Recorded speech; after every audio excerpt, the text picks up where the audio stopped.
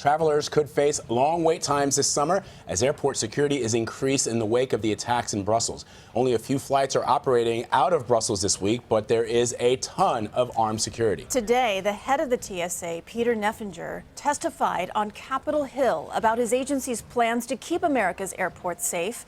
He was in Brussels at the time of the attack. Today, he described publicly what it was like to see the chaos at the airport firsthand. We arrived right as the bombs detonated.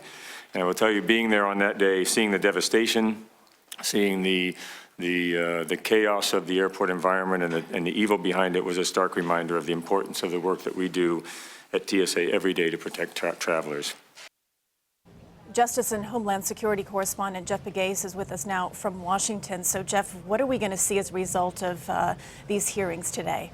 Well, what we saw in the hours after the Brussels attack, DHS announced that it was stepping up security at important transportation hubs. And today, if you were expecting some sort of sweeping changes at airports and major transportation hubs across the country, don't expect to see that, in other words, because what Neffenger talked about today wasn't any type of sweeping changes. It was more reinforcing what TSA and other security personnel at airports across the country are already doing. Of course, as we discussed in the hours and days after the Brussels attacks, those attacks, because they happened in terms of what happened at the airport there, in a non-secure area, there were some U.S. officials who told us that, hey, this exposes some soft spots in security at airports. But frankly, U.S. Law enforcement officials have been aware of these so-called soft spots for some time now. There have been incidents here in this country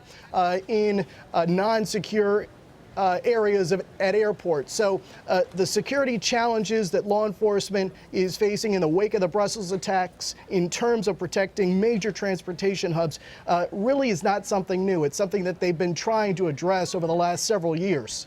Jeff, so one of those sort of soft areas, I guess you could say, people are wondering, so certainly passengers are being screened, but what about employees at airports? What are you hearing about that? Well, that's a very good question, and that's an issue that keeps coming up over and over and over again. It's the so-called insider threat, and that is the threat that a lot of security personnel are concerned about, this threat from employees, people working in airports, because what we've found is that they are not screened, obviously, as vigorously as the passengers are on a daily basis. There are only, at last count, 2 airports across the country that are screening airport employees every day, and that is the airport in Miami as well as the airport in Orlando. So there are many security professionals who are concerned about that insider threat, and it's something that was really revealed with this undercover investigation that was done by the DHS Inspector General